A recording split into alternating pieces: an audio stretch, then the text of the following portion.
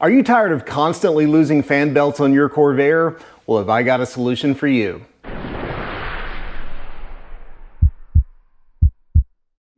Hey everybody, welcome back to Auto Anatomy. My name is Sean. We are back from Corvair Springfest, and I have to say it was an absolute blast getting to meet so many people, hearing all of the really kind comments about the car, and just having a good time around a whole bunch of Corvair people. One thing that happened to me while I was there is I lost 2 fan belts. One on the drive up and one during the rally. So on the rally, I have to kind of admit I was playing and having some fun, you know, some upshifts and downshifts.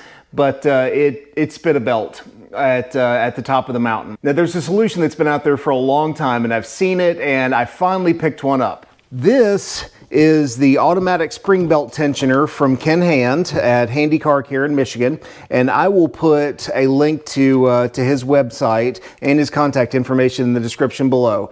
This replaces the original tensioner, which is a fixed pressure on the belt, and as the engine increases and decreases RPM, you'll see that belt pressure change a ton. This will compensate for it automatically. So hopefully, provided that we don't have any belt alignment issues or anything like that, this will eliminate any possibility of chucking that belt on some, let's say, spirited drives. If you love seeing classic cars get brought back to life, take just a moment and hit that subscribe button and ring the bell for notifications. It's an absolutely free way to help support our channel. All right, let's get the old tensioner off and see how the new one fits.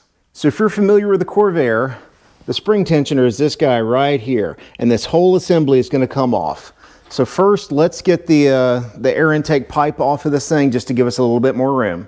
After getting the air intake off, I've got a little bit of oil in the air intake there. I think it's coming from the vent tube here. So oil should be going this way, not this way. So I need to probably redesign this on the next iteration, but I'm not going to worry about that today because this is our primary goal. We're getting this thing off. So this is held in place with a 9/16 bolt and a nut.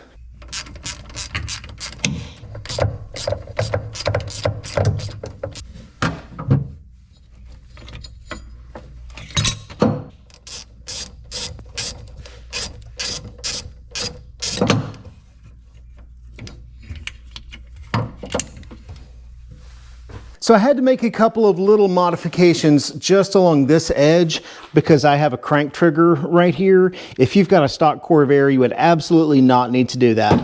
But for mine, I just needed to take off just about maybe 1/4 inch of that sharp edge. All right, so let's get this thing thrown on. I'm really excited to see how well this works.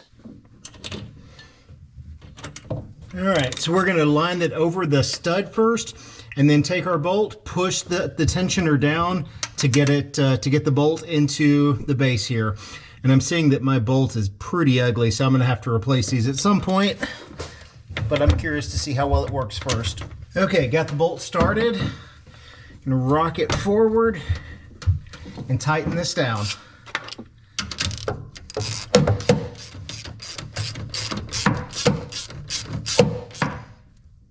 And then finally, put the nut back on the stud here and tighten it down.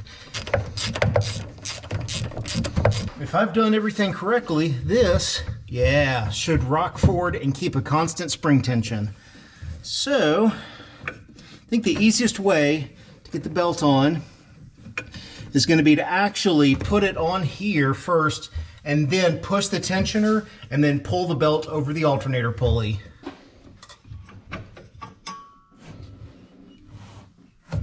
All right, well that was super easy. Belt is tight, tensioned well on the pulley. Got clearance around the crank trigger here. Let's go ahead and throw the air intake back on and fire it up.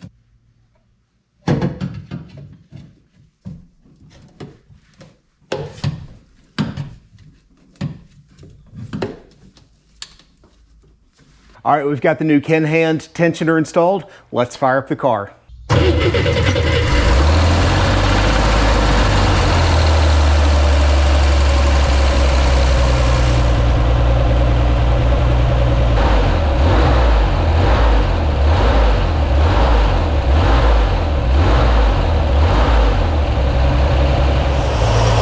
Looks good.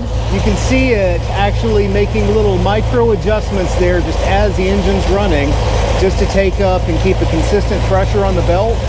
I think with that, that's going to eliminate our possibility of having a thrown belt while we're doing some spirited driving.